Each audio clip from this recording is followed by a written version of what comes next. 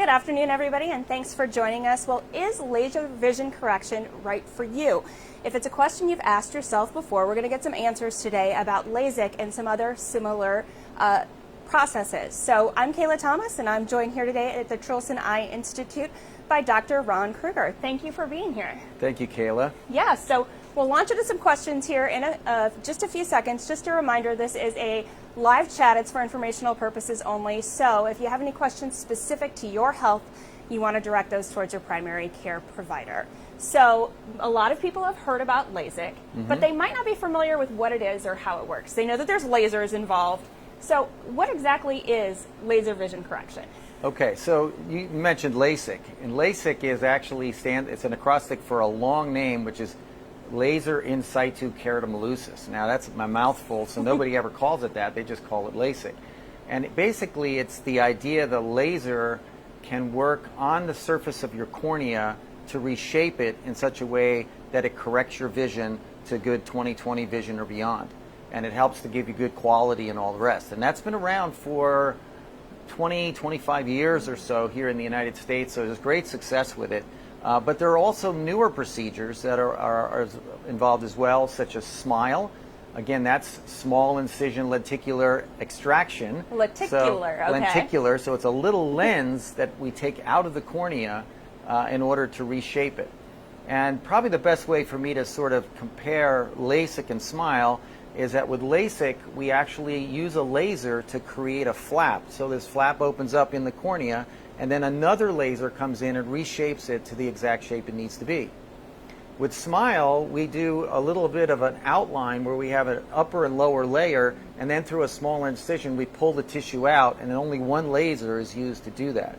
And so with a smaller incision, there are some potential advantages with healing and with strength of the cornea and everything afterwards.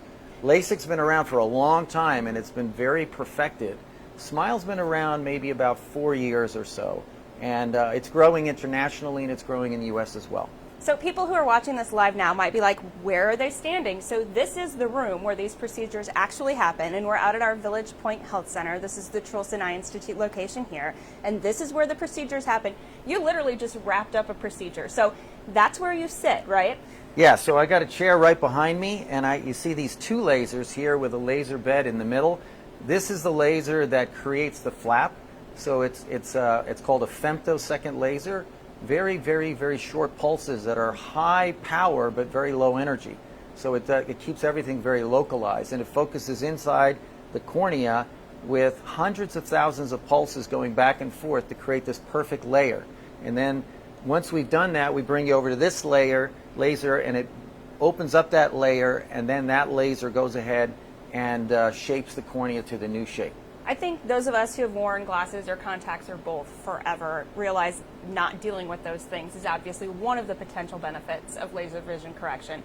What are some of the other benefits? Well, I think the big thing about glasses and contacts is it's like a prosthetic device that you need to wear in order to function and see. You know, laser vision correction gives you freedom from that prosthetic device and gives you the freedom to do all the things that you would normally do, like sports, you know, driving, reading, all the different things that might be part of normal life. It also can, in some cases, enhance the quality of your vision. And with that, I want to make a mention of something called Contour Vision, which is topography guided LASIK. Now, it doesn't happen with SMILE that way, but it happens with LASIK. Okay, when I hear topography, I think like about a map and grass. That's exactly and right. Hills and, Right. Okay. So topography is all about a map.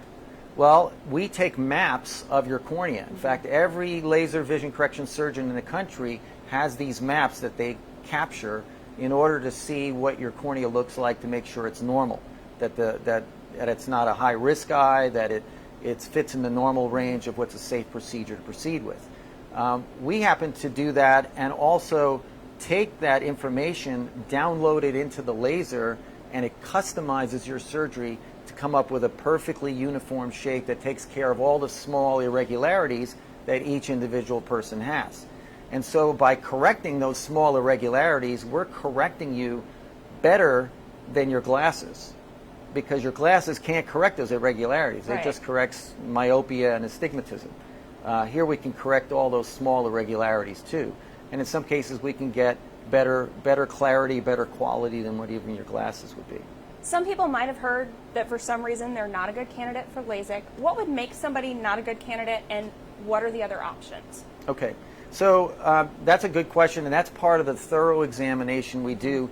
We offer free screening exams so you can come in and find out if you're a good candidate. And it doesn't really commit you to anything. You don't have to pay any cost up front, but at least you can find out if this is for you.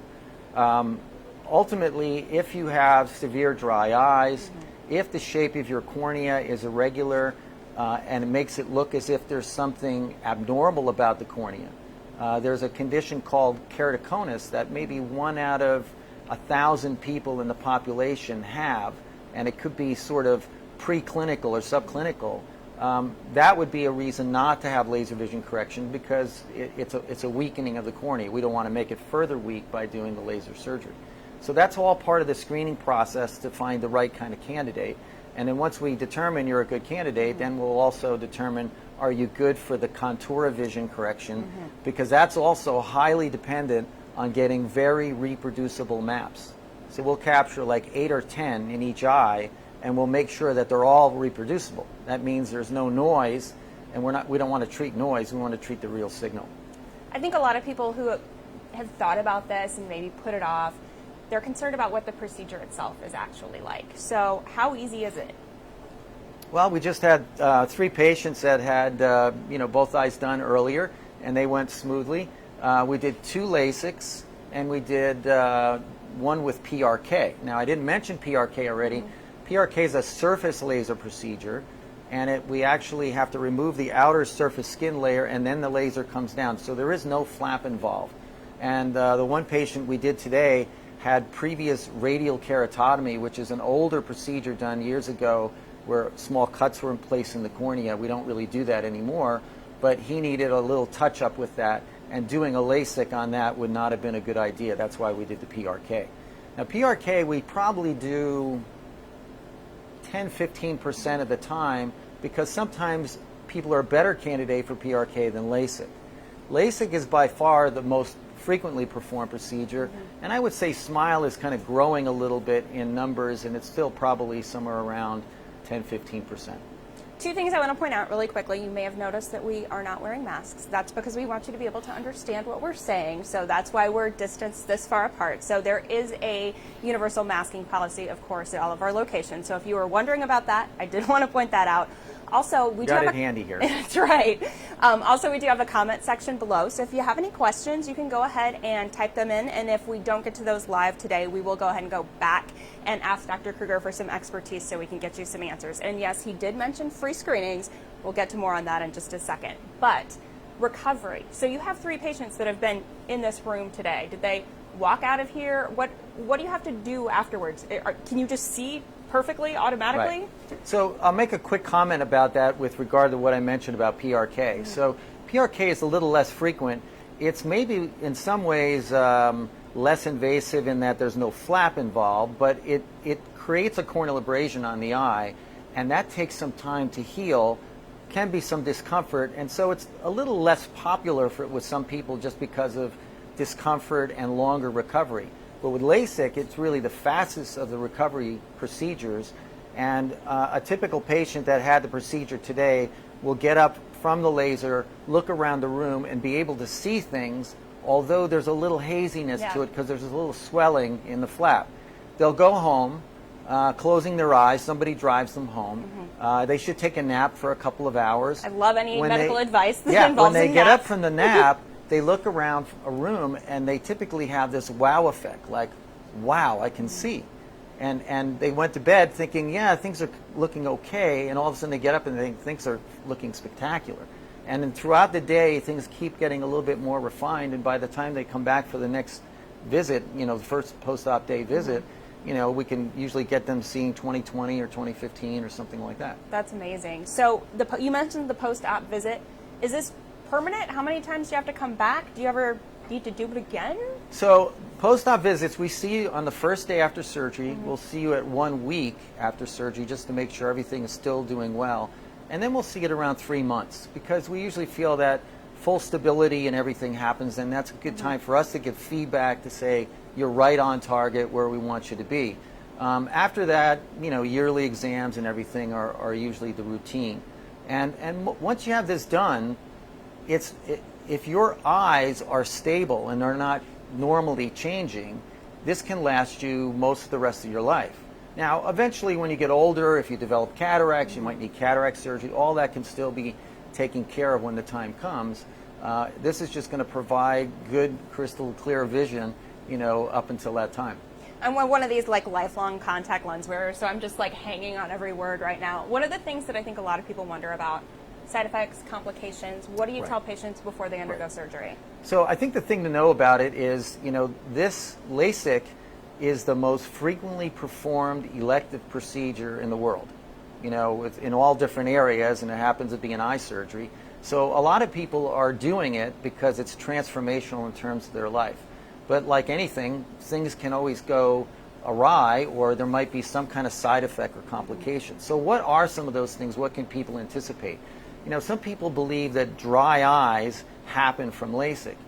Really, it's mostly that people have a little dry eye to start, and the LASIK just makes it a little bit more manifest in some people.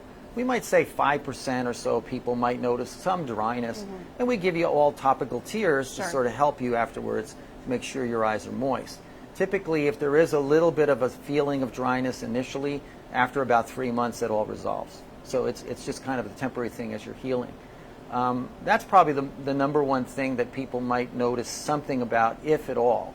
The other thing that what I mentioned before about keratoconus, maybe 1 out of 1,000 in the population, if there is sort of a weakening in the cornea that's not detected and you have the surgery, it's possible your cornea could become further weak and then take a more abnormal shape to it. And that can distort your vision and maybe, make it so that you have to get back in contacts or do something. Obviously, we want to avoid that completely, and that's why we go through this thorough screening process with multiple maps, topography maps, and everything that help us to determine what kind of candidate you are. And then other typical things, infection is very rare.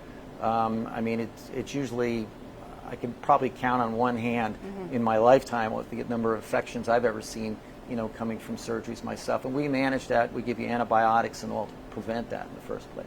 So far today, I think I've had 2 Zoom meetings and I've eaten lunch. And you've helped 3 people see better. So you get to see these people when they come back for their follow-ups.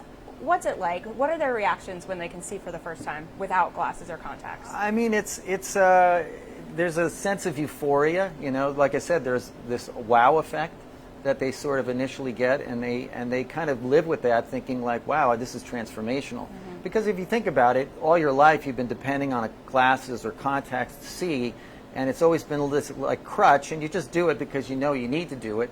Now all of a sudden it's not needed, and you can see clearly, you can function, and you feel empowered to do more.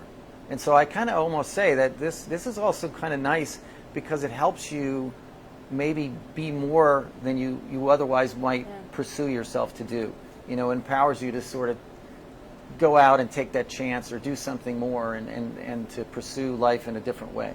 If someone has already reached the point in their life, like I have, where they're maybe nearsighted, they also need reading glasses, can it correct both of those things, or will you still need the readers? So that's a great question, because this is really giving a new shape that hones in on one particular focus. Now, for people under the age of 40, that one focus has got to be distance, because that distance will also give them some near. But for those like after you're 40 or so, you start getting to the point of I can't quite see that near anymore, and everyone experiences that. And so what we do, and we had a case today that we did at this for somebody who was 48 years old, is we did something called monovision. And monovision, probably a better word is blended vision.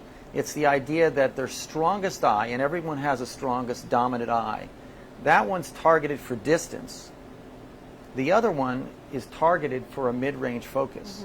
And so you can get all the distance from your stronger eye that helps you to drive and function, play sports, all that things. And the other eye, the non-dominant eye, helps you to keep reading and see computers. And this way you can have the range of both distance and near type vision with both your eyes working together. And a lot of people think like, oh, I don't know if I'd like that, because all my life I've always had both my eyes working together. Well, they're still working together because they're in a range where they kind of sort of support each other. Yeah. But that difference between gives you that additional range to see without making it awkward so that you can't adapt. It sounds like superhero vision to me. I'm kind of into it. Yeah. So I've mentioned the name Trilson Eye Institute a couple times. People are probably familiar with Nebraska Medicine, UNMC. The Trilson name might not be familiar. So what is Trilson Eye Institute all about? So Trilson Eye Institute is a new fully committed eye institute that's part of the University of Nebraska campus in Nebraska Medicine. And Stanley Trilson is an ophthalmologist who practiced here in Omaha for many years. In fact, he's very well known around the country. He's served on many national committees and gotten awards in different areas. He's actually turning 100 years old this year. In fact, I think it's going to be 2 months, less than 2 months from now. He's turning 100 years old. So he's still around. He's done very well in his life, and he's been able to contribute money to the university, and he's done it multiple areas. In fact, the zoo, you'll see his name there, other places within the campus. He had a real commitment to want to see more of a teaching, clinical care, research center that would really kind of help develop eye surgery, eye care, and eye science in the Omaha area. And by investing in this Trilson Eye Institute, he's really given us the foundation for which to recruit, world-class faculty in order to do all those things.